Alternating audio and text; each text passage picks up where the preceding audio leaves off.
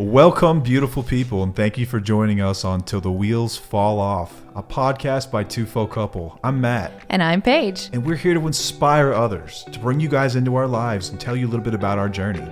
Over 20 years together, we've learned a few things. We're going to work toward being the best version of yourself possible. We're going to dig into building a positive mindset, discuss mental health, addiction recovery, improving fitness, building businesses, and insight into what it takes to navigate life today.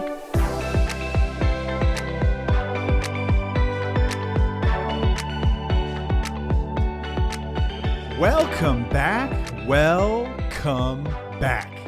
to another episode of Till the Wheels Fall Off. I'm Matt. I'm Paige. And today we're talking about the growth that comes with 4,000 days of sobriety. Congratulations, boo. To us, not just to me, but to us. It is our story, but I'm still very proud of you. That is really awesome. Thank you, first of all. But You're welcome. we're going to celebrate 11 years on the 13th of April, God willing. Mm-hmm. But I think that 4,000 days sounds cooler than 11 years. But yeah, I mean, number 4, that's my favorite number. So it's got significance. Yes. 4,000 days, including nights and weekends and holidays. Yes, very good. Good job. 4,000 days. They say it takes 10,000 hours to become an expert at something. I've done this. This is like 95, how many hours? Yeah. 95,000 and some odd hours. Dang. So expert almost 10 times over. That's impressive. But the thing about this deal is you're never really an expert. And we're going to talk about some of that. Yeah. Learn something new every single day. For sure. Before we get started, though, let's talk about the course. Yes. Our mini course is still available. It's an intro to our larger course. If you've been listening for a while, you know that we built this course that's designed to help spouses and partners of addicts and alcoholics on their own recovery journey. It sort of outlines a path, gives you guardrails to operate in, and is designed to empower you, also validate and educate you, and walk you on your own recovery path.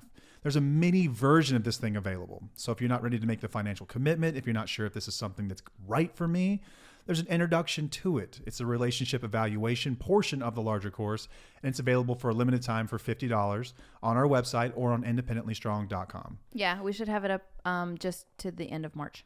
Till the end of March, so not much longer. Yep. Not much longer. It'll be up a few more days. For a few more days. Yeah. So get it while you can. Larger course is still out there, and with that course, you also get office hours for us.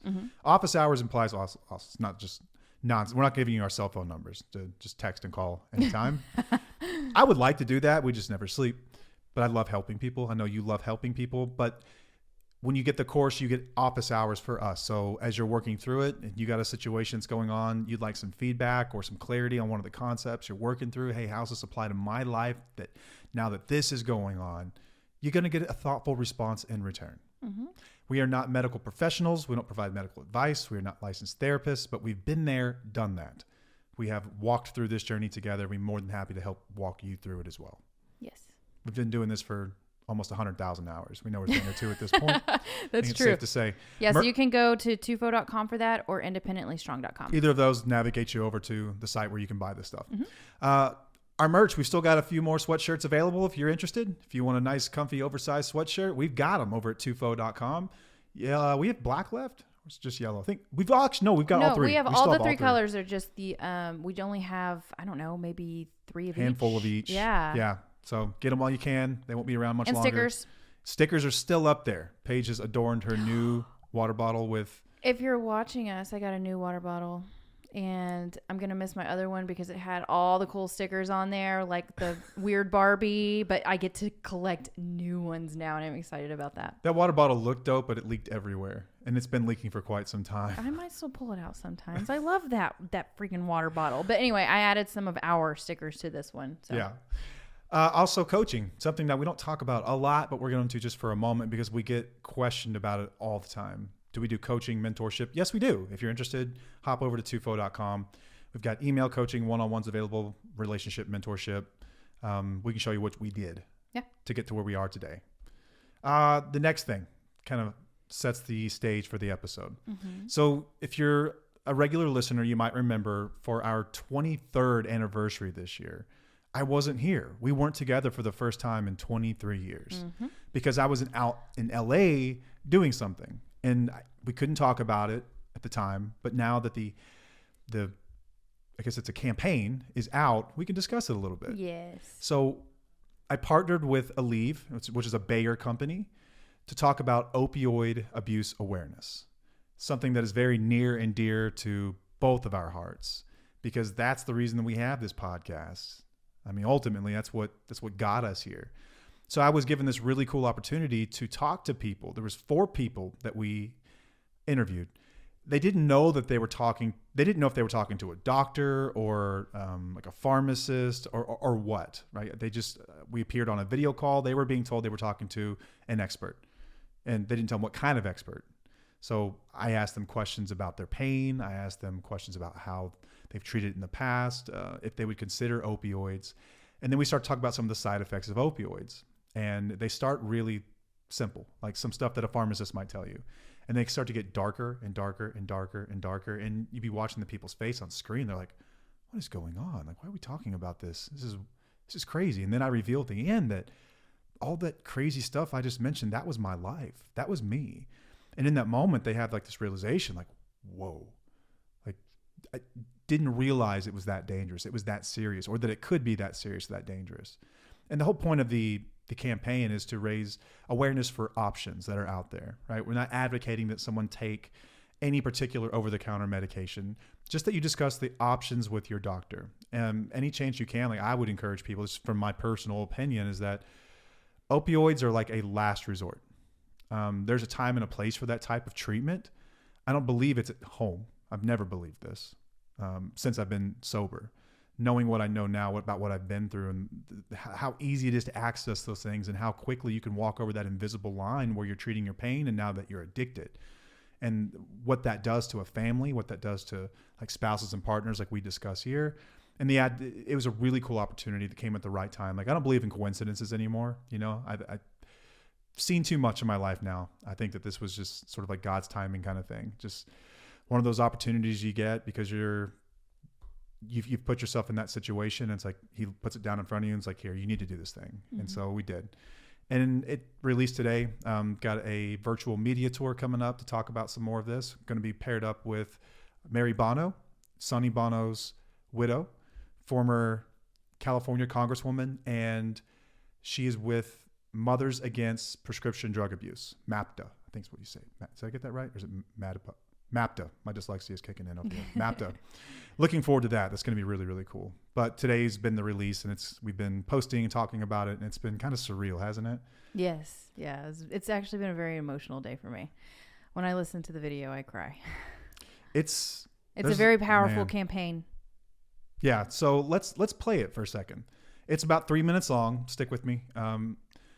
If there are any spots where you're not hearing a lot of audio, there's also some text on the screen as well. And you can access this by heading over to aleve.com/thepainfultruth, all one word, aleve.com/thepainfultruth, or by clicking, which is much easier, clicking the link in any of our social media profiles. Mm-hmm. So head over to Two Folk Couple and check out any of the social media profile links, the link tree there. It'll have it listed. So let's go ahead and listen. So it starts off with the sound of a video call. This is not your phone ringing. Yes. It's been happening all day. All day we would hear this and I'm like, oh my gosh, whose phone keeps ringing? Who's calling? All right, so let's get into it.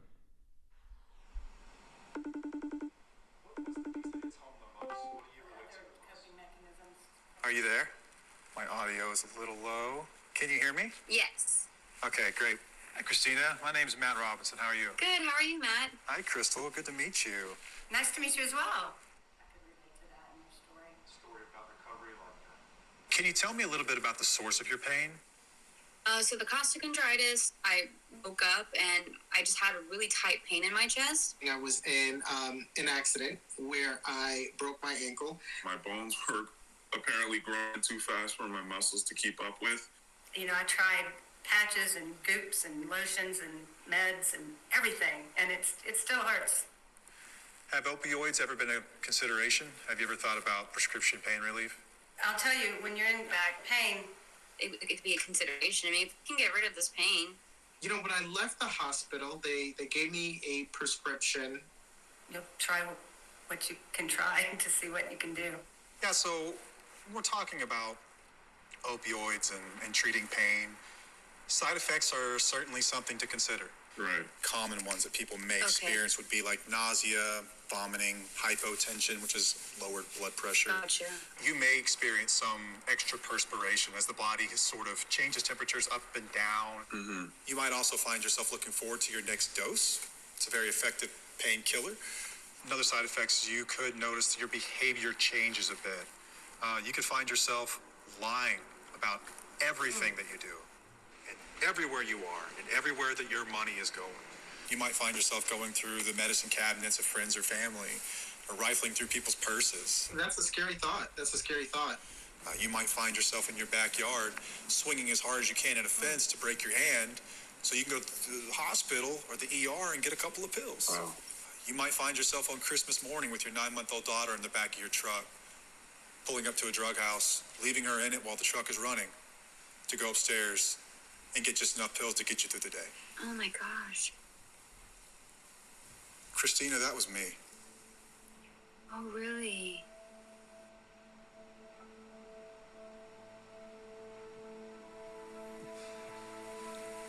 Everything I've just told you was my life. These are things that I've done. Yes, I'm an expert in opioids because I was an addict once, and it almost destroyed my life. Sorry, I'm getting emotional. I know what you're thinking. It won't happen to you, right?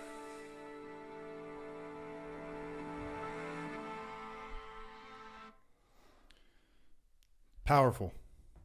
Really powerful. Yeah. Okay. Yeah. I have listened to that video maybe 4 times today. And it gets me every time. I listened to it in the car and I was crying. I listened to it in the bedroom because I knew it was going to make me cry. I remember that you sent it to me and I was like, I didn't know I was going to get emotional about it because, I don't know. It's just, that was my life too, you know? Yeah. And then I think of how it was just the side effects that they talked about and how it got deeper and darker and stuff. It's just, people don't talk about it.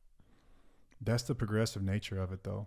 It Yeah. starts out so innocent. You're having some normal, like, physical side effects, and then your behavior starts to change, and then you become something and someone that you swore you'd never be. And before you know, and then it's so easy to, like, write those things off in the moment. Like, oh, it's just, I got it under control. I'm managing it. It's temporary, whatever it might be. Like, I come up with a million justifications for that back then. It's really emotional. I know for the average person to hear that story, it's emotional. I mean, strangers that never met were emotional. But for us, this is deep, because you're right. This was your life too. It's not just mine. You know, you were on the other side of all these things I was doing, and you were directly, you know, in the line of fire for all this stuff. Yeah. The lies, the taking the money, our daughter, you know, all of that. That was all. I was part of that too. I was not involved, but I was within it, you know? Yeah. You were victim I didn't to know it. that you were doing a lot of that stuff, obviously, but when we've talked about that in different podcasts, but I don't know. I think that this campaign is extremely powerful and it needs to be out there for a lot to hear. Yeah. If you don't already follow the show, subscribe to the show, if you could do us a favor and share that out. That's a conversation that needs to be happening. I know that I don't know, maybe it doesn't change our story exactly if I had that conversation, but for someone it will. For some not insignificant number of people, this could be the message they hear that changes their idea about the way that they treat their pain. Because it starts innocent. I had an injury. I didn't mean to walk into this. I wasn't looking for that. Yeah. You know, it sort of found me and then it took me. And then a decade later, before you wake up and realize what's really happening and decide to do something about it. So it's really cool to be part of this thing. It really is. Like, Yeah. I mean, from the moment that this was like the creative crew that put it together, talking to them about it, like it felt like it was just right the entire time. And then the work that we do here until the wheels fall off, it seemed to just like pair in perfectly, you know, because we're talking about the addict's perspective here, and like, let's not get people started on it. And then we can hand off from there and like, okay, so what happens if you are here, and how do you repair a relationship? How do you deal with all the deceit and the lies and everything else that comes after that. It's really cool to be part of. Like, it's really, like, our work is really hard. Don't get me wrong. Like, this is like hard stuff we do. Like, oftentimes I'm like, very hard. Man, like, this is really heavy emotional stuff. Like, sometimes I wish we could just, like, you know, do something like sell widgets or something. Right. You know? I was thinking about that earlier today. That's so funny. I swear you read my mind. It's like, I wasn't thinking widgets, but I was thinking of just like a t-shirt or something, or just something, you know, like a product. It's just, this is deep, heavy stuff. but I think that on the other side of that, like, the more effort and the more work that goes into it, the more people we can help. Like, this is real, authentic stuff. This is real life stuff that people often don't get a chance to hear. Right. So if it's us that have to volunteer to deal with that and to fight through that, like I'm not sitting here saying like we're martyrs, like, oh my gosh, like, it's so hard for us. Like, it's beneficial for us too. Like, we sit up here absolutely. and, like, I've told Paige before, like, in a lot of ways, like, this has been like a life hack for a good marriage, because we sit here every week and we're forced to process some of this stuff. And it might sound like a conversation we've had a million times, and it might be, but it's different when we're sitting here recording it and thinking about it and writing it out and the outlines and everything else. So we've benefited for no doubt as well. And we've gotten to meet so many amazing people and get introduced to amazing people and be like, bear witness to people's growth. Like, that has been so cool. Yeah, and we're human too. You know, we still have emotions, and we're going to go up and down, and we're going to learn from it. And that's what makes us authentic. And I think that that's important, and for others to know that we aren't, you know, always perfect either. Yeah. Like, we do have these emotions. Yeah. And that ad, it's an ad, it's a campaign that we're not selling anything. I mean, we're not, like, I mean, Aleve obviously put this on, but at no point are we saying, like, buy Aleve. It's not what it's about. It's about options and awareness. Like, I'm pretty sure the people over at Bayer and Aleve would be more than happy if you chose some other method other than opioids. Yeah. Like, trying to save lives, right? Yeah. They're in the healthcare industry. Exactly. They're trying to save lives. I'm trying to save lives. I'm trying to save marriages, fathers, wives, you know, mothers, like, everyone out there who's affected by this. Like, these are people, and all the complexities of people that are affected by this thing. So it's about awareness. And, you know, this weekend was, gosh, like, I think this came up a few times. Yeah. You know? Yeah. We had a really, really cool weekend. So, like, everything did. we just heard in the campaign is like some of the darker moments of our past, which are irrelevant. Like, that happened. Those things happened. Yeah, it's like, real. You know, that Christmas morning story, that's true. Like, going out in the backyard to break my own hand, that's true. I literally broke my own hand so I could go to the doctor and show him, didn't get the x-ray so I could get some pills. Oh yeah, Because in my mind, there's even more stories that I could come up with that I rember you doing. I mean, these are just some of them. Yeah, it's crazy. Like, in my mind, it was easier to deal with the broken hand than it was to go without the pills and deal with the withdrawal and everything else. Like, how crazy is that? Yeah. It's insane. Like, it really is. Like, the actions are insane in it. Yeah. But when you're in it, it doesn't feel that way. Exactly. It's so wild. Yeah. It's so wild. So going from the dark to something better, like, okay, there is something to look forward to if you choose a path of recovery. We've talked about it a bit here, but I think we spend more time on the dark side of this thing than anything. We do. Kind of have to, because most people are there. Like, there are far fewer that have actually figured out how to get out of it. Yes. And sometimes I'm hesitant to discuss the highlights of our lives, just because it can be triggering for those that are hurting. So I try to be mindful in that. But I also understand that it can bring hope to others too. So it's a gray area right there, you know? So let's talk about some of the better moments, some of the warmer moments, like what life gets to look like now. Yeah, let's talk about this weekend and what we did. Okay, so we booked a family weekend at the summer camp that our kids attend. So it was Friday evening, all day Saturday, Sunday morning. And it's a summer camp that they love dearly. First of all, whenever you got this email about this and saying that you wanted to do it, I was a bit surprised. Not going to lie. Because old Matt would not be up for this. You know, you used to not want to do anything. Like, when Matt was in active addiction, he wasn't the kind of person who went out to bars all the time or went out to people's homes to, like, party. We were hermits. We stayed home all the time. You didn't want to do anything. You didn't want to go to family functions. You didn't want to do anything. So fast forward now, whenever you sent that to me and you were like, hey, let's go do this family fun activity, it's still kind of like, wow, I can't believe that he's actually wanting to do this. I still think about that. And I'm still like, oh, wow, this is kind of awesome. Those types of moments come up a lot. Mm-hmm. Like you're still really shocked by behaviors. It just goes to show like how deep some of those wounds can be. Absolutely. I like the holidays and stuff like that. You know, it's taken me because I had to train my brain For disappointment.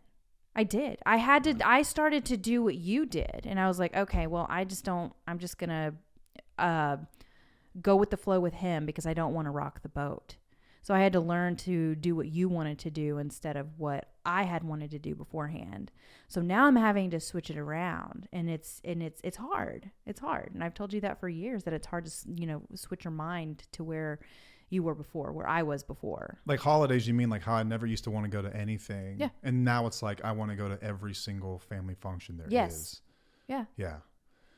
Yeah, I've changed a lot. My value set has changed. I've grown so much. The things I believe to be important, the things I hold dear, are completely different than they were back then. Mm-hmm. Part of that's it's just maturing in age, but the bigger part of that is the changes that take place from challenging yourself completely sober and challenging yourself to be a better man, a better person in this last 4,000 days.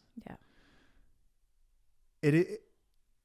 It's kind of cool sometimes, and it's sort of validating in moments. And I think this is sort of important. And like, I think you've always done a really, really good job at supporting me and telling me that you're proud of me. I think that people do need that. I agree. I think validation is important for everybody. I think, and don't get me wrong, like we've had those conversations where you've told me like, what do you want, a freaking cookie for like being an adult today? Yeah. Like, congratulations. Right. Some people might feel that way. I think that you'd be selling yourself short on the benefit of really picking someone up and like what that can do for somebody and what they can do for a marriage and a relationship. I know it's easy to take these things for granted, but even today still you will make mention like, man, it's just so cool. You want to do things like this. Like we're talking over a decade later and you're still reminding me like, keep going. I love what I'm seeing. Everyone loves what they're seeing. I know you love what you're doing. Keep it up. Mm-hmm. And it's really important to do that. No matter if you're dealing with addiction or anything else, if you know someone who's ever been through a tough time and they're winning today, make sure to remind them that you see that. Let them know. That's huge. It means a lot. Yeah, just like we see like wheelies all the time. Like we see you. Yeah, we do. You're doing it. Yeah. You're killing it. Yep. You're doing great. Mm-hmm. It's important. Yeah. It's important. So anyway, we booked this thing that you didn't expect me to book. We take a family road trip, which I love road trips. Road trips are my favorite. Yes, we do love road trips. You were saying that you would rather take a road trip than fly. There is a distance though where it's like this is just impractical. That's another thing though. You used to not be like that. Get there as fast as possible Yeah. because I couldn't drink in the car, couldn't use drugs or anything in the car. Mm-hmm. So yeah, car trips used to be pretty inconvenient. Now it's all about the journey, not the destination. It's great. So we have road trips. Like I love stopping at roadside gas stations and loading up on snacks. I must have stopped 4 or 5 times. But the worst part about sitting in the car for so long is your back. Yeah, this is something we don't talk a lot about. No. So I originally was introduced to opiates because of an injury. I broke my leg when I was a kid playing football. Had 3 surgeries on that leg over the course of a couple of years. It was 2 or 3 years to get it fixed. Like it broke at the growth plate during right when I was finishing my growth spurt. They weren't sure what it was going to be like. And it was a bad break. I had screws and rods and the whole bit reconstructed. He has a gnarly scar. Yeah, it's crazy, like a road map on my ankle. Yeah. And then a few years later, I broke my back. I was moving a filing cabinet down some stairs, and the guy I was moving it with, it slipped out of his hands at the top. This thing was super heavy. We didn't even empty it out. Like we were so dumb. We just we'll figure it out. You're supposed to empty a filing cabinet. You were like 17 years old. Yeah, I was a teenager, and so we were just being dumb, and it fell down the stairs, landed on top of me, and I broke a vertebrae, herniated several discs. And I didn't treat it. I didn't do anything about it. I just got pain pills for it. And then years later, it just it's one of those, it's degenerative. So it gets worse over time. And it just got worse and worse and worse and worse to the point where I was having to get injections all the time. Now, this was an active addiction. I was getting injections on the reg because every time I went to go get injections, I would also get a refill on my prescriptions. Yeah, and there were lots of pills. Lots of pills. It was Oh my gosh. Big ass bottle Crazy amounts of pills. that you would blow through in less than a week. Yeah. Like a 3-month supply. Yeah. In like a week. Mm-hmm. Yeah. It was insane. That's why you went to the Insane. streets. Yeah. So that's why I had to go to the streets because the doctor couldn't keep up with my habit. Mm-hmm. Insurance companies were sending letters to my mom's house like, hey, we noticed that you're getting a lot of prescriptions for a lot of drugs. If you need help, there's resources for you. And I just remember throwing that in the trash. like they're on to me, Yeah. Somewhere out there's on someone's record in an insurance office, that letter is still out there somewhere. Yep. On some kind of a risk of some kind. But anyway, I've had back problems. The back problems didn't go away. Like I got sober and I learned how to deal with my pain in different ways. But it's getting worse, and it gets worse and worse and worse. And every year it gets a little bit worse. Mm-hmm. I still get injections about once a year. Yes. And they give you some relief, don't get me wrong. But for the most part, I've had to learn how to manage pain. Right. There was a narrative that was sold to the American public in the probably early to mid 2000s that we shouldn't be in pain. And there were pharmaceutical companies like Purdue that were selling this idea that like, we want to eliminate all pain. We want everyone to be pain free. And it was this very like performative empathy, like really sadistic and like manipulative tale about how they didn't want people to be in pain, but they were really just trying to get people hooked on drugs. Yeah. And that's come out. There's tons of documentaries about it. Like Dope Sick's a really good one. Really good one.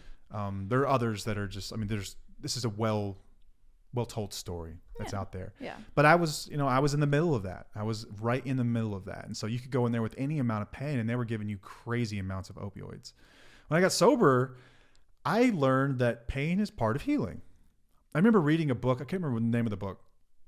God, I cannot remember it now. It was about pain. I picked it up in treatment. God, I could not tell you. Remember that book? It was like a big workbook. Couldn't tell you what it's called. Either way, it talked about the history of pain treatment and things like that. And at one time it was believed, and still in many cultures, it's believed that pain is part of the healing process. It is a natural part and necessary part of the healing process. Mm-hmm. Like we're supposed to go through some level of pain. Yeah. And so I really took that and I ran with it. And I agree with that 100%. In listening to my body and the kind of pain that I'm in, I just have to pull back at times. Like there's certain things I can't do. Like I have no business doing deadlifts or squats anymore. Or jumping on trampolines. Yeah. Like a lot of the things that like, yeah, it sounds like fun, or grabbing a box, or, 3 or 4 days of like walking at like the fair, or like spring training in baseball. Like there's a certain, I have to know my limits now. I have to know my limits. And that's so hard for Matt. I'm just like one of those people that just like go, go, go, go, go. Yeah. Like I'm really athletic. Or I say I like to be. I'm not like really athletic. Oh my gosh, you're so athletic. I like to be active. I like to be active. Okay. Ride bikes, I run, I play sports, all kinds of stuff. And I get hurt really easily, and I have to deal with that in different ways now. Like I understand now that pain is part of healing, so I'm totally fine being in pain. There's some level of pain though that is debilitating, and you can't do much about it. So there were times where I will turn to over-the-counter drugs, mm-hmm. things like Aleve, things like ibuprofen, Tylenol, like all the basic ones everyone knows about. And I'll have to rest. I'll have to do stretches, yoga, take it easy. I have to do a lot of cat-cow. Yeah, but you can't do the Not cat. so much cow. I can do cat. Cat. Not so much cow, because anytime you do that, it's like when you lay on your stomach. Like I Oh, can't man. even do that. That makes my back I think hurt. it's flexion. Yeah, flexion. I don't know what you're flexion talking on the about when you say vertebrae, that. man. It tears me up. Tears me up really bad. But either way, in the car, it starts to wear on me. I can get about an hour and a half in a car before it really starts to bother me. And then it starts to ache, and then it starts to radiate down my legs and into my hips and into my knees, and then my feet will go numb. Man, it hurts. Yeah. It hurts. Yeah, and then whenever we got to our destination or whatnot, the camp was going to be all about activities. That's all we did all weekend long was jump, play, run, kick balls and dance, and just, we were active. Nonstop. Lots of walking though. Tons of walking. And walking for you is maybe the worst. Really Walking painful. and standing around hurt. Yeah. Walking Bad. and standing is whenever you get like really, you get a little irritated. You're not that bad. I mean, I can tell. I know you. I know when you're in pain, and you don't even have to say anything. Is it a face I make or something? It's not a face. It's just your demeanor. It's the way that You always know. You're quiet. You're just not like your goofy self. Like, I can just tell. I know when you're in pain. And I think, I remember too, they had that big bounce jump thing there, and the kids were even like, Dad, you're not getting on that. You're not getting on that, because you did hurt your back really bad at like trampoline last park. year. Yeah, a year and a half ago or something at a trampoline park. And the kids witnessed it, and they're like, no, Dad, no. So they know all about your back. Like, our son is even at a point now, he's almost 10, and he'll walk around saying, oh, my back hurts. Just watching my old ass. He is. He's been picking up on it and stuff. So I'm kind of like, I've been really mindful. I've been trying to discuss with you, like, okay, baby, kind of pull it back a little bit just so he doesn't take that on. Mm-hmm. But I know that you're in pain, and I know, but you still keep going. You raced our daughter. Yeah, man. I smoked her. Yeah, you did. But she was pretty good, She's though. faster than I She's thought. faster than me. Like, I even ran with her, and I'm like, okay, you kicked my butt. I don't even want to do that No, we anymore. played She's really basketball. good. We played tennis. That go-go ball or whatever it is. And that's hard on the back. Like, that was even hurting me. Like, we were sore after this weekend. Played baseball, all kinds of stuff. Yeah. But you didn't have to take anything. I didn't have to take anything heavier than like you said earlier, all the over-the-counter over-the-counter drugs. That's it. Yeah. That's it. And rest. Mm-hmm. Rest helps a lot. Just have to get off my feet. I have to be more mindful of it. I have to sit down at times. Like, I don't like, there are no medals given out for being tough. No. And when I'm the one that has to deal with it in the evenings, and you guys have to deal with it because I'm not able to get up and move around, like, there are no medals given out for that. I don't like to be an inconvenience to anyone. So I just kind of quietly, I'll go find a bench or something like that, and I'll have to relax a little bit and just deal with it. Yeah. And there are times where I'm like, okay, I don't want you to do this because I can't pick you up. So I'm going to have to call an ambulance. That's always been your if you biggest end fear. up doing things. I think in the future, I have this whole reel that plays out, because I know that if you do something that's going to hurt yourself, there's not much I can do. So I really... That's why it's not me controlling you. It's like, you're affecting me too. That's why. That's where this have to deal with this when you go down, man. Yeah, and it's not being. It's also being. I'm also caring about you, obviously, but I do have to let you know, you're gonna affect me too. So let's kind of be mindful on your part. Yeah. Whenever I first got sober, this was a major concern of mine. Like, what if I get hurt again? Like, what's gonna happen if I get hurt again? Mm-hmm. For so long, I really feared pain. Like, I was scared to death of pain. Like, anytime I felt pain, I was like, uh-oh, this is bad. Like, this is a trigger. Like, I'm going to have to, like, do something to make it go away. And I've really, really shifted that mindset to where it's like, it's not damaging to my health right now. It's uncomfortable. I can deal with discomfort. That's fine. That's totally fine. Like, discomfort is part of life. Like, we've preached that here forever. Oh, yeah. That discomfort's part of life. Helps you pain grow. is part of life. And I don't think there's anyone walking around in their late 30s, 40s, 50s, and beyond that's not in some level of pain from something. We carry that around. Yeah. It's just, how are you going to deal with it? Mm-hmm. I know one way that I can't deal with it, which is through any type of narcotic or any type of mood or mind altering substance. Yeah. I just can't. I've taken steroids and things like that, and I'll take over-the-counter steroids, like prescription steroids. We're not talking about like Hulk steroids. I mean like prednisone, things like that to reduce swelling. Mm-hmm. I'll get injections every so often, but I have to deal with it. And then I've been asked the question, like, would you ever take opioids again? I'm like, man, I don't think so. It would have to be really, really, really bad under the rights. Like, I would have to be in like a massive car wreck or something. Or surgery. Even then, like, if with surgery, like, for instance, one day, like, doctors have told me many times that you have to have surgery. You're going to have back surgery. This is going to get way worse before it's not going to get better. And I've thought about it. I'm like, could I get through a surgery without the use of like opioids? Yeah, I think I could. I do. It might be miserable, but I know what the alternative looks like, and that's not worth it for me. I've been through kidney stones. I've been through broken bones. I've been through more back flare-ups than I can possibly count, vasectomy, like all kinds of these like injuries that people usually get this stuff for. And the vasectomy was not normal. Man, listen to your doctor when he tells you not to walk anywhere after that. I had to throw that out there because that you were miserable. Me after being that. me, I got the vasectomy on like October 30th. Yeah. And then the next day was Halloween. Our favorite holiday. And the kids were little. It's like, man, I'm not going to not go trick-or-treating. Like, I have to go trick-or-treating with them. I'll be conscious of it. You know, I took some ibuprofen beforehand. Man, when we got done, you talk about some swelling. It was uncomfortable. Walking around with a softball between your legs, man, that was horrible. I'm That not meaning to hurt. laugh, but then again, most of the time when stuff like this happens, you don't listen to the doctors. Yeah. It's just like after certain That's what I injections. get. That's what I get. They'll tell you need to chill out, and you're like, oh, I'll be fine. I'll be good. And I don't tell you not to do things because I'm like, all right, this is on you. This part is on you. Such is the mind of an addict, though. You know, It I'm is. different. You It don't is. understand. I know my body better than you do. I know me. Yeah, right. Listen to your doctors. If I've learned anything at all, just listen to the doctor.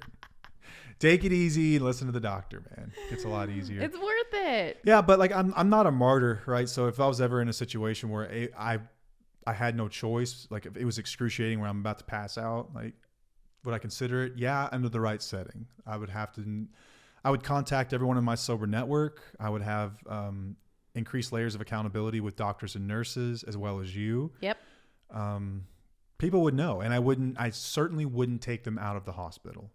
I don't think I would take them out of the hospital. I can't see myself handling that well. I've got 10 years of experience that says I can't handle that well.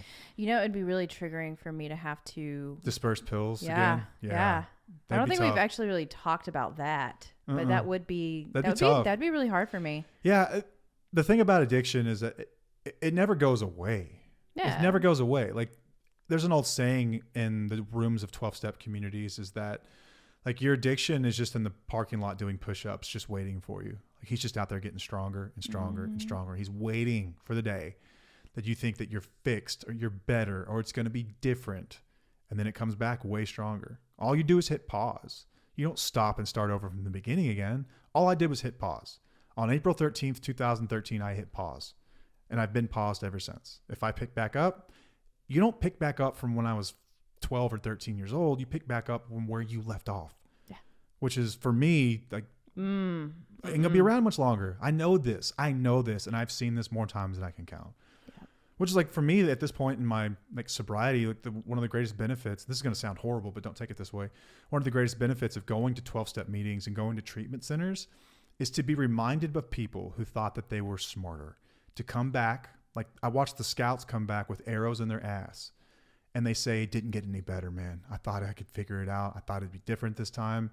And they come back and remind me what's out there for me if I want to go try it. I'm like, thanks for the reminder. I appreciate that. Yeah. At this point, I've figured out how to live sober. I'm still learning every day, but that's a lesson I need to be reminded of. Yeah. It's powerful. I've seen it happen more times than I can count, and I know that I will not be any different. I know I wouldn't. So today I choose sobriety. That's great. And I'm really proud of you. But I do want to go back to this weekend for just a second about how did it feel having fun sober? Well, it's not my first time having fun sober. Well, I know that, but like this was special. This one was different. This was really special. Like it's pretty rare we're able to get away. We're really busy. It's rare we're able to get away like that as a family when we're not like on someone else's clock or we're all together like that. It's amazing. Like there are moments I have to stop and pause and try not to get emotional because I'm just like, this is so incredible. Like I'm here, I'm clear-minded, I'm watching my kids smile, I'm looking at you, looking at them, and like just the love I have for that moment and you in that moment and them and just the gratitude you feel, like it makes you want to cry. Like it chokes you up just thinking about where things were headed and where they could be, but where they're not, and just the grace that you feel that like, holy crap, like we're not there. It's like waking up from a bad dream and none of it's real. And in that moment, you're just like, oh, thank God. I didn't ruin everything. You know, it's like how Scrooge must have felt the morning after he was visited by the Christmas ghosts. Hey, everything's okay. And I just feel so much gratitude in those moments. I'm able to watch you guys and spend time with you. Like we did so many fun things as a family this weekend. Yeah, we did. And I also think that we were a great team on the last night. Oh my gosh, man. When we had when kids get sick. Struggling child. Oh yeah. Yeah. So our kid is a puker. They call kids puke. He's a puker, like he pukes. like on the reg. No, not on the reg. It's just he's not very good at making the puke to the toilet. No. So like one time I overfed him like a goldfish. Like, don't overfeed the goldfish because they'll just eat it all. That was a lesson a dad had to learn. Man, we went to spring training a couple years back, and I fed him from sun up to sundown. Anything. He'll be fine. Man, I woke up to the sound of, heaving, and I thought I was in the clear. There was just a little bit on the bowl, and I was like, "Oh, you okay, buddy? Like, you all good? I'll get you some water because it burns your nose." He was really upset that his nose was burning because it came out of his nose. And then as I'm walking back to my bed, I look like side of my peripheral just picked something up, and it looks like, someone just slaughtered something. It is like, it looks like a sacrifice took place over here. So much vomit, right? And you're in a hotel room, so I don't have like carpet cleaner or anything else. And it's like 2 or 3 in the morning. So your brain's trying to process like what happened. And I was not there to clean it up. No, it was just me. But anyway, we went to dinner, which was really cool. We got to eat camp food, which was really, really cool. So we go, and they had spaghetti and meatballs that night. Mm-hmm. Really good.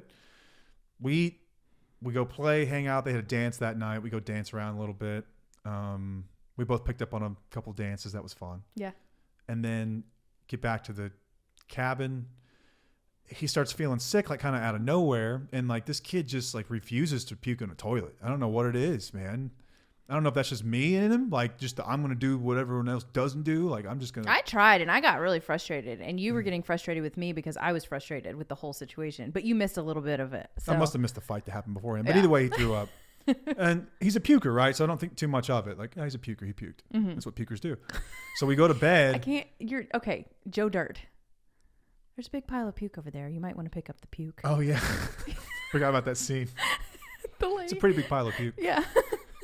So he wakes up in the middle of the night. It's we'd been asleep about an hour or so. He wakes up screaming like a nightmare. Yeah. And it's heartbreaking. For some reason, I just it identified the noises of I think he's about to puke. Mm-hmm. So I jumped up. I ran toward him. I'm like, come on, let's get outside. Get outside. Open up the cabin door. And as soon as I open up the door, I hear splat, plop, plop, plop. And I just go, oh, F. We almost made it, man. He puked at the threshold. So we're cleaning it all up. And then he's every hour or 45 minutes, it comes back. Hour. He had a virus at this At this point, we're like, oh, he's got a virus or food poisoning. But none of us were sick, so virus. Yeah. He's puking every hour. So and he puked, I don't know, 8-9 times that night. I don't know. It was more dry heaving, but you don't have to say let's. So the first 3 or 4. The first one, it was me and you, and then after that, it was just me, mm-hmm. and then it was just you. So we kind of traded, tending to him. Yeah, it was great. We were a team, man. Yeah, but I don't see that being handled that great had it been, 11 years ago. No way. It would have been awful, traumatizing. Yeah, for all involved. For sure. So I know people might hear these things and think, okay, big deal, but it is a big deal. If you're in it and you understand the dynamics of these relationships and the situations that happen and how there's so much anger and frustration and how addicts don't know how to, process their emotions appropriately. This is a big deal. It's a big deal when I see you do things like that. And of course you can say, oh, well, you're a grown up, you're a grown man. You should know how to do this. But there are a lot of grown men out there who would not have handled it like you did.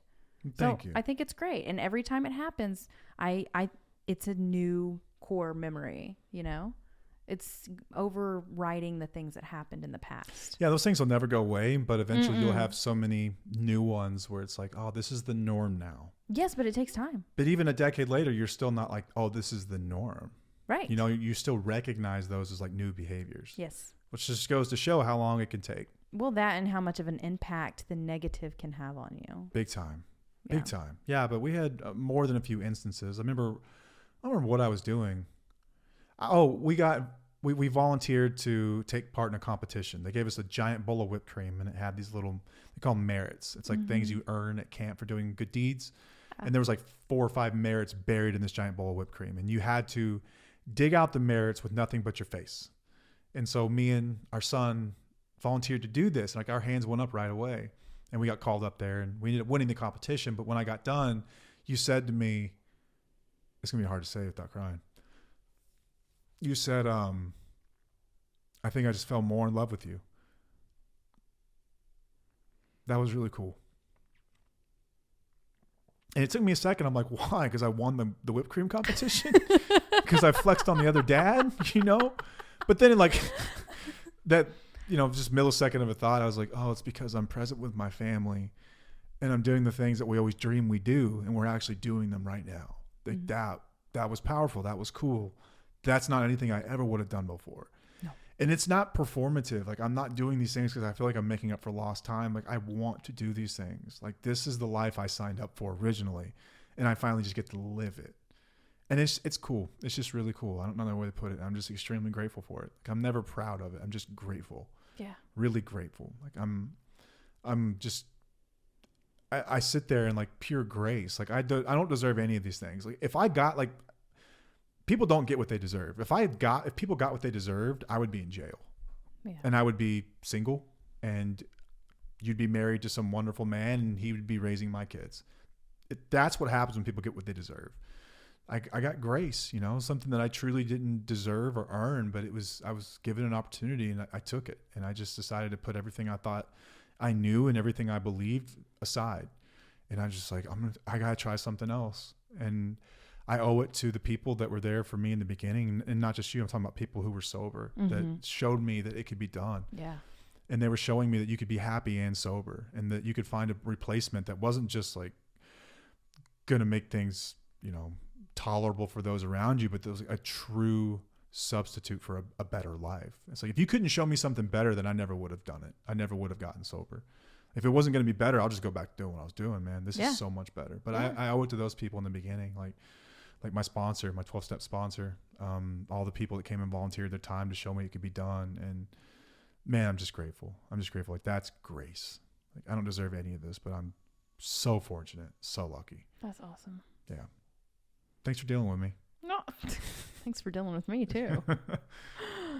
I did want to ask you some questions. I mean, you answered a lot of the questions that I had on here. Okay. Within what we were discussing, but you know, you talked about how you take over-the-counter medications for your back pain. Well, there are a lot of people who self-medicate with alcohol and stuff like that. Well, your drug of choice was opioids and opioids and things like that. Primarily. And amphetamines. So why did you stop drinking and smoking weed and even taking you were on amphetamines as well, which was a prescription, when you became clean? So opioids were a problem for me from the very beginning. Like when I checked into treatment, my goal was to stop taking opioids. I need to get off these opioids, or I need to learn how to manage my use. It was described to me pretty clearly. It's like, that's not how this works. Let's go through your history. So I sat down and I kind of went through my history honestly, right? Really honest. I heard someone say, one of the first days I was in treatment, they said, many addicts have relapsed thinking that alcohol was not a drug. So many people have done that. Like, well, I didn't have a problem with alcohol, or I didn't have a problem with opiates, or I didn't have a problem with Adderall, or I didn't have a problem with weed. My problem was X. And they just focus on X. For me, any mood or mind altering substance, anything that makes me feel good and do bad shit, I'm going to chase.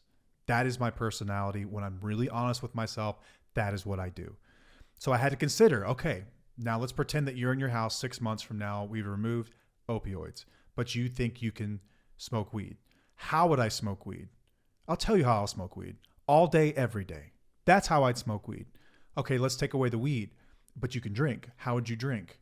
All day, every day. That's how I do things. That's how addicts operate. So for me, it's solid, liquid, or gas. It doesn't matter. It's all the same thing. When I get a substance in my body that changes my state of mind, I want more. It's like this allergy kicks in. That's what Dr. Silkworth called it in the doctor's opinion. I guess it's a preface or forward to in the book of AA. Yeah, talks about this, and he's like, it's like an allergy. It's like the phenomenon of craving happens. Like something happens in my brain.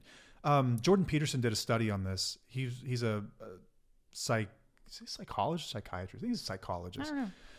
In Canada, he was doing these studies, and he identified, like, he could see addicts looking at their blood alcohol, measuring their desire.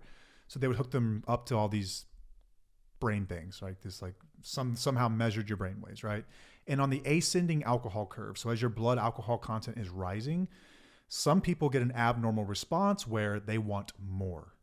Most people, your average drinker, enjoys that feeling and then lets it go back down. Guys like me don't know when to stop. It's like the phenomenon of craving kicks in. I need that to be stronger. I need multiples of that. I need that to last forever.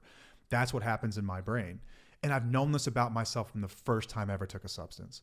So I'd be lying if I thought, could I drink ever again? Like in the beginning, I was like, maybe, yeah. But where would we end up though? Mm-hmm. If I've screwed it up here, I'm probably going to screw it up there. Yeah. And it's just the truth I have with myself. And it's like, I'm resigned to that. I had a really good run. Like I think about it. Like I retired with a really good career of drinking and using. Like I took a lifetime's worth in a very small amount of time. I've had my dosage. I'm good. I've experienced everything you could experience with all those substances, all the things that people do. So there was nothing more to explore. There was only pain and regret and sorrow and like destruction left. Well, kudos to you for being real with yourself. That's hard. It's hard for a lot of people, I find. Yes. Really hard for a lot of people. Yeah. And I think that is I think that's a huge thing that helped you become as successful as you are in your sobriety, is that you were honest from the get-go. Honesty in this deal is indispensable. You have to be honest with yourself. Mm-hmm. If you can't be honest with yourself, you have no chance. You have no chance. And self-deceit is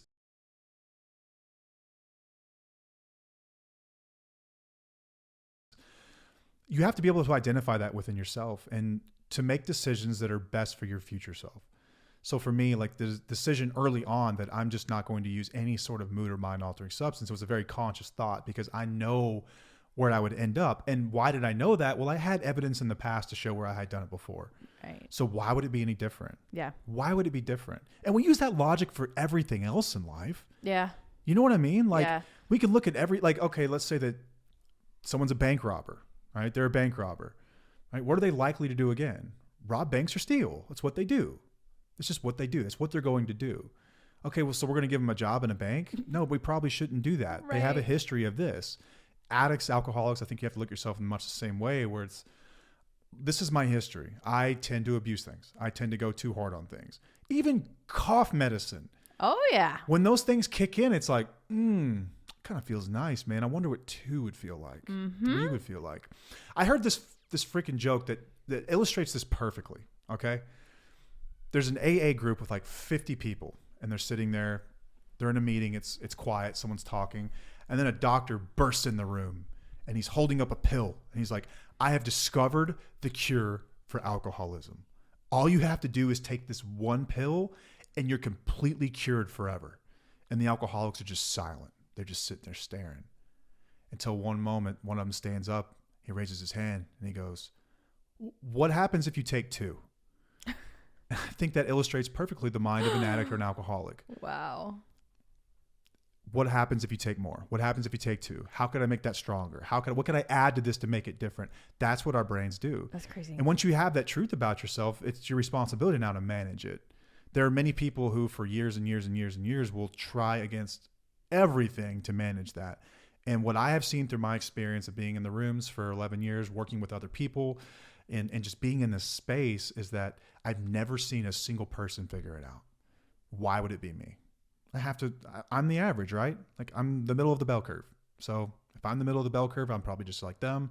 I'm not special. I'm just not special. I would be just like them. And I think you just have to accept that truth about yourself. A lot of people just have a really hard time doing it. They think that they're different, they're unique, or they can't drop the fantasy of, like the romanticism of the use. A lot of people romanticize it. Mm-hmm. It's like they remember the one time they got it perfect. They forget the 50 other times that it went terribly wrong. Yep. They want to remember that one time in Mexico when they were with their wife and the night was just perfect, man. And they made love and it was great and it was on the beach but they don't want to remember the DWI. They don't want to remember getting fired because you're hungover or any other problems that we have, screaming at your kids or drinking, like sneak drinking, these things. They don't want to remember that stuff. That's what addiction does. Yeah. So like once I know I have this thing in my brain, okay, now what can I do to work back against that? And that was like the first thing I decided to do was like, I can't do anything, man. I know this about myself. Yeah. Oh, that's good. What advice would you give someone who is struggling with daily pain and wants to self-medicate? And not just with pills or whatnot, even alcohol. Yeah, I would say that alcohol hasn't been used in medicine since like 1916. So like you're not Wyatt Earp at the OK Corral after the shootout, man. They're not using whiskey anymore to medicate pain. It is an ineffective way to medicate pain. What about emotional pain? Horribly ineffective. It causes more. Mm-hmm. It makes anxiety worse. Yes, it's a depressant. Depressant. Right. It's not good for someone who's depressed. Yeah. But that's an excuse we see a lot. And I've been here, so I'm going to speak for myself, is that what you want in those moments is a release from the pain that you're feeling. You want to feel anything other than the way you're feeling. But the only way out is through. Yeah. The only way out is through. You're not going to figure it out by going backwards or under, which is what we think. Yeah. Let me just run from this for a moment. Let me zone out. Let me just get away from it for a while. Every time you refuse not to deal with the emotion in front of you, all you're doing is putting it on a credit card to be paid later at a higher interest rate. That's it. It gets paid eventually. Do you want to pay more? You want to pay in more pain? Or you want to deal with it right now? Let's just deal with it right now. Let's get it over with. All right? Yeah, this just reminds me we're going to do an episode on anger and how suppressing anger can make things worse. So this is the same thing. Same thing. So anyone that's self-medicating, listen, I'm not judging you. I did this forever. I get it. Yeah, there's no judgment. I get it. But what I'm saying is that there is no benefit to doing it. You're causing yourself more problems. Pain. Yep. More pain. Yep. And for so many people, they don't realize what that pain looks like. They don't see it in their loved ones. They don't see it in the minds of their loved ones when their loved ones are alone in their private thoughts and they're thinking about how they were treated or what was said. Because we're too volatile to like address anything with. Like you're creating like this phantom show of a family without even realizing it. yeah. Like there's so many issues that stem from this.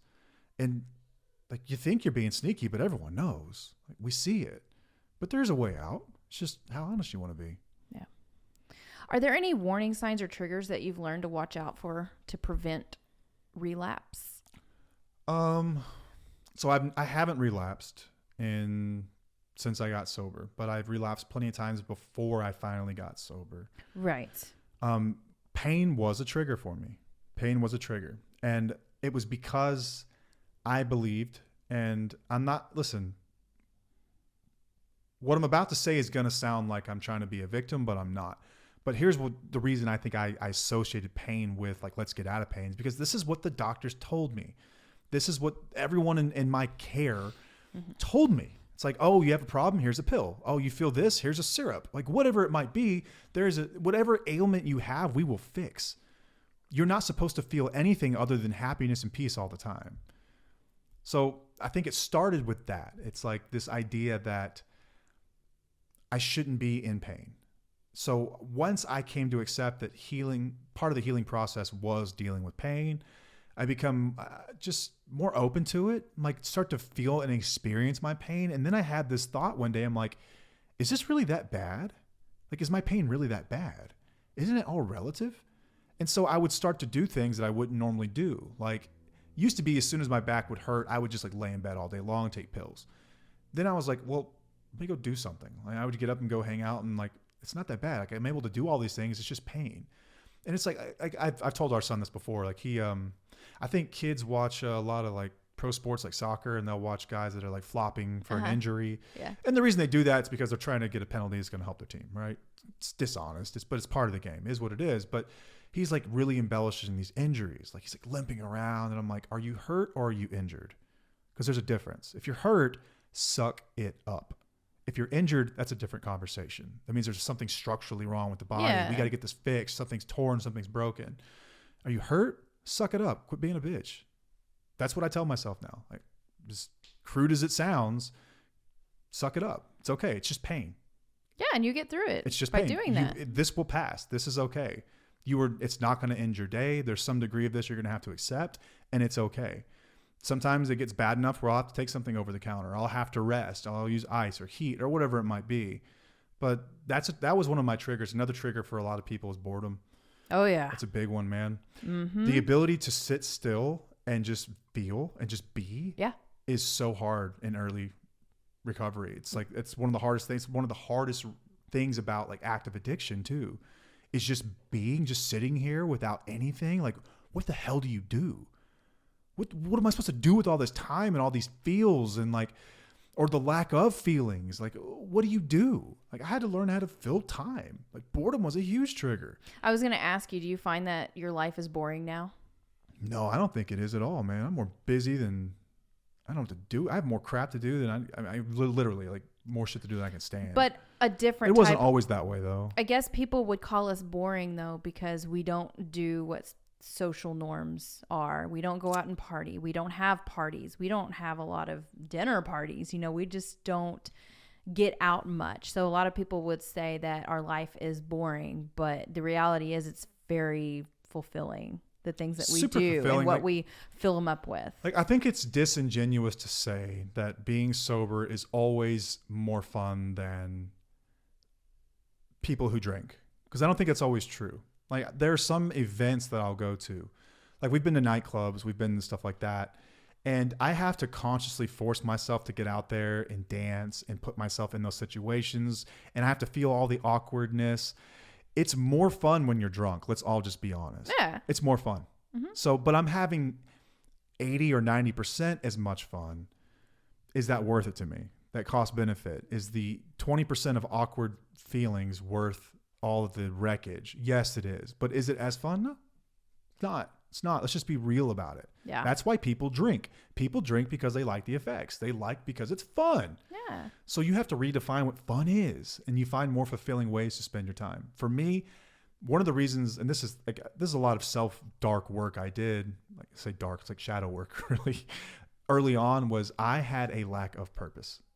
And that led to this empty feeling that I filled with drugs and alcohol. Purpose to people like me now comes very simply. When you're sober and you found a way out, you are in a very unique and interesting you have a unique opportunity to be really useful to the world by telling your story and helping others to get there. So I fill my time with that now. This is Tufo's a variation of it. We do a lot of things that are incredibly fulfilling, and I find fulfillment in different ways now. I'll find fulfillment in photography, in music, in writing, and doing a bunch of other stuff, but those things don't just happen all at once. You kind of create them over time. Like, you find new hobbies, you find new things to do. But yeah, people might say we're boring, but okay, what's boring? You know, like what's boring to you? If that means all the things I just described, then we probably just wouldn't get along, because those things are really cool. Yeah. If you only have one trick in your bag to have fun, I would say that that's not fun. That's an addiction. Mm-hmm. Like, you have a bigger problem than just like the ability not to sit still. Like, you have an addiction. If everything you do revolves around alcohol or drugs, there is a problem. Period. Yeah. Period. Yeah. How has your circle changed? It's gotten, I would say it's all about quality. Yes. Quality people around me. Like, I still have my core group of friends that I've had since I was in elementary school, and we're still tight. I mean, we're older now. We all have kids and jobs and like our own things going on. So we're not as tight, because you just grow apart from people, but we still get together at least once a year. We still talk and text and whatnot. But the friends that I've made, in addition to them, since I've been sober, some of the best friends I've ever had in my entire life. Like, people that really, like, you bring value to their life and they bring value to yours. And I don't just mean like transactional. Like, it's not transactional. It's transformative. Like, we really pack into each other's lives. Like, talk to each other about like deep meaning in our lives. Like, we really have awesome discussions about big things, and like, you listen and they listen to you, and you make each other better. Like, those are the kind of relationships. So my circle has just changed in that it used to just be full of like these like disposable people where they'd come and go. Like, you never really knew who they were. You never got closer than the surface. And now it's like people who really know me and I really know them. Yeah. And that's awesome. I think that's great. That's like the good shit. Well, congratulations on 4,000 days. 4,000 days is neat. It's a cool milestone. It just sounds cooler cool. than 11 years. Yeah. I don't even think I'll celebrate 11 years. I just want to say 4,000 days. No, we celebrate a little bit. I'll make you like a nice Italian meal that you like. Some homemade pasta. It's really cool. I'm just grateful. Like, I say this every year. Like, I'll let everyone else be proud. I'm just grateful. and just really grateful. That's what my sponsor told me day one. He was like, you let me be proud. You just stay grateful, and you keep staying grateful and keep helping other people, and you're going to be okay. Keep doing the same thing that you did day one on day 4,000, and everything's going to be okay. And I believe that. Like, I used to have a fear that this was like a temporary thing, and at some point I would just like see through the bullshit, and I wouldn't want to be sober anymore. But like, my thirst and desire for sobriety is stronger than it's ever been. That was such a Matt thing. What You just said. What's that? About like, I just thought this would be Like, temporary, just and get old. Yeah, just get seeing that old. this would be BS. Like, Yeah, like I did. Like, I thought that, oh, man, I hope it's just another one of those things I get into for a little while. But like, you commit yourself to it every day. Like, and I've still never sworn off of drinking or using drugs forever. Like, I have a hamster-sized brain. It cannot handle forever. I can handle today though, and I do that every day. Like, I'll get up in the morning. You know, the first thing I do before my feet ever hit the floor is I thank God for another day sober. Every single day. It's like, thank you, God, for another day sober. Thank you for another chance to do things right. Thank you for another chance to live your will and to do something for others. Pack into the stream of life. And then I get my day started. And anytime I get agitated or upset about something, and I've done someone wrong, I make amends for those things. Like, it's really freaking simple. You know, like, I was taught anyway that we're never cured of this thing. All we have is a daily reprieve, maintenance, or contingent on the maintenance of our spiritual condition. And I believe that. And I've found that to be true in my life. And I think that you've witnessed this too. Like, you've witnessed me work on this thing every day. yeah. In some way, shape, or form. Yeah. And it's just automatic now. And it's hard sometimes it's hard for me to go back and like remember what that was like really early on. But I'll never forget it. We were in treatment, and they gave us the statistics on recovery. And I was in a room with 20 guys. There was 20 of us. And they said, 1 in 20 of you will be sober in a year. 1 in 20 of you will be dead in a year. The rest of you will have relapsed. You'll be still struggling. I remember looking around the room just thinking, sucks to be the other 19. Sucks to be the other 19 of you guys. I don't know what to say. I'm going to get this thing. I never had any doubt at any point that I would figure it out, because I had seen others do it. They told me, here's the blueprint. If you just do this, everything will be fine. I'm like, well, if it worked for them, it worked for me. I like how you used your addictive stubbornness in your recovery. You just switched it. You just exactly. changed it. You And I think that's awesome. You repurpose it. Just like we're going to get into next week with anger. Like, you can repurpose anger. Yes. If you're going to have it, you might as well make it useful. Yeah. It's not a flaw. It's a feature. It's a feature. It's built in, and you can use it for good or bad. It's your call. Exactly. So I was like, all right, well, I'll just get obsessed with something else then. I'll get obsessed with growth. I'll get obsessed with like, challenging myself, with, you know, forgetting everything I think I know, getting honest. Like, I want to be the best at that. I want to be the best me I can be today. Like, I'm not competing with anyone, just me. And I know that every day I leave something on the table where I can be better. In 4,000 days, I've yet to sit there at the end of the night, and I do this every night. I go through my day. You know, was I selfish, dishonest, afraid? Was I self-seeking? Was I thinking of myself all day? Was I actually thinking of other people? Do I owe anyone an apology? Like, every single day I've screwed up at some point. Every single day. Welcome to being human. Right. So I always have something to strive for. I don't think I'll ever be perfect. No, So- but I'm grateful. But I should never stop trying, No. you know? Yeah, but I'm grateful that you have become the man that you promised me you'd be. I'm happy for that too. I'm happy because you deserve every bit of it. I'm happy because the Our kids kids do, do. and they're the beneficiaries of it. Like, Yeah. When I leave this planet, I want, because I'm dying first. We've already talked about this. That's our deal. I just want you to remember that about me. I want you to remember that like I took some shit and I turned it into gold. And I was able to, that's the lesson I want people to remember about me, is that like you can redefine who you are at any given moment. Yeah. And the way that I was remembered at one point in my life won't be the way I'm remembered forever. That'll be a small part, you know, that'll just be the first few chapters of the book that talks about me, and the rest of it's going to be me helping other people, trying to be a better man, the work we do here at TUFO. Like, that's the legacy I want to leave the world. But I have so much to be thankful for, especially you. Like, can't be understated enough. Like, man, we went through hell. Yeah, We we went went through through a hell. lot of shit.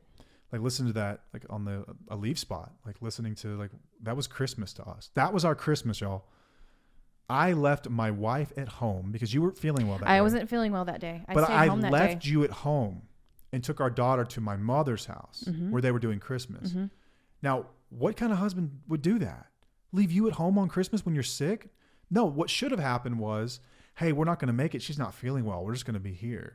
The only reason I left the house is because I needed pills. Because you knew that you could go run an errand. And I had known that you were... Y'all have to remember, we didn't have location trackers at this time. But I know by going on time, and I knew that you would always run errands after a long, I did that in quotes because it was always something else, but I knew that it was taking longer than expected.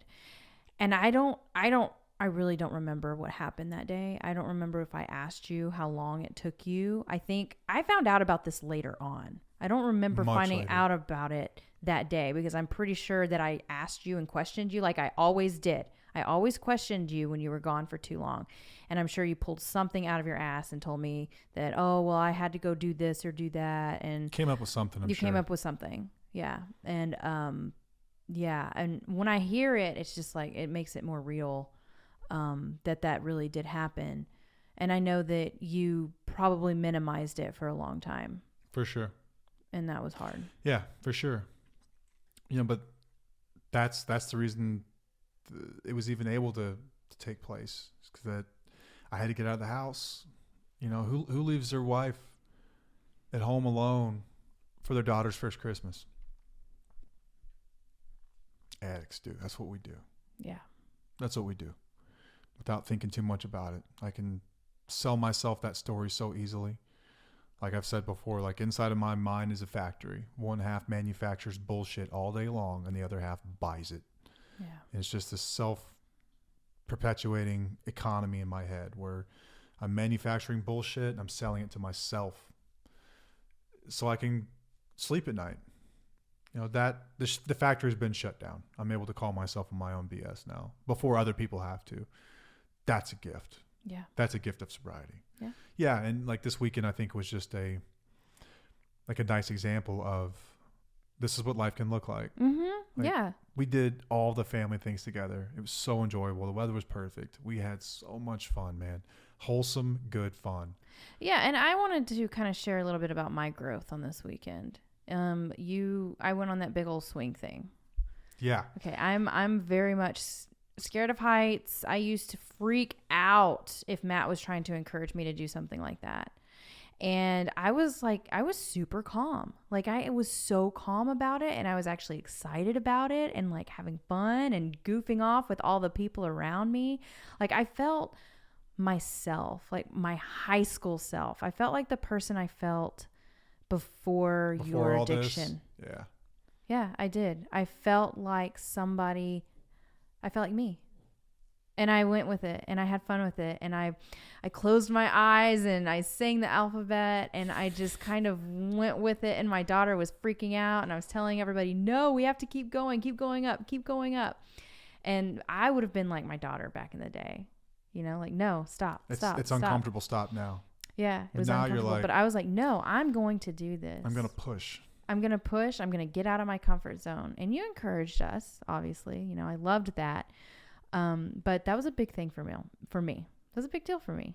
I was awesome. Proud of myself. I was proud of you too. That was not a Paige thing to do. No, I think that it's for the kids to have two healthy parents, and those are the behaviors we exhibit. I think only they can benefit from that. Yeah. They're going to benefit from that. They're going to see that and they're going to remember, hey, we push when things get tough. It's okay. We can get through it. Even if they find themselves in the situation that I was in or that you were in someday, there's a way out. There's still a happy ending for me in here. Maybe not the way I wanted in the beginning, but there's still a happy ending in here. We can push. Yeah. So wherever you're at today, keep pushing. Yeah. Push. It's okay. You're going to be okay. Whether you're struggling with addiction or you're struggling with someone who's in it, push. Do the uncomfortable thing. Yeah. Do the thing you don't want to do. Yep. It's usually just the opposite. Yeah. Something I figured out early on was just do the opposite of what I think I want to do. Oh yeah, that's what it was the right answer 100% of the time. Yeah, absolutely. All right, so this episode was all about It was basically like an updated version of your story. Yeah, And how we stuff are you now. learn in 4,000 days, man. Yeah. It's been a beautiful journey. I wouldn't trade it for the world. I wish that other people wouldn't have had to suffer because of it. Mm-hmm. But I think, might be crazy to say, but I think that we're so much stronger for it. I think so too. You know, And what we did with it. yeah, absolutely. Yeah. What we did with it. Yeah. So much stronger for what we did with it. Yeah. So usually we don't talk about what our next episode is about, but I've already started on the next episode because I'm kind of excited about it. I think it's going to be a good one, and I'll speak more on that one. Please. But yeah, as we mentioned before, is about anger, and we're going to just dig into that emotion and what it means for you. This is going to be for the wheelies. That'll be a good one. I'm looking forward to that. Yeah. Heck yeah. So, All right, let's go. Until next time, I'm Matt. I'm Paige. And we'll see you. Bye.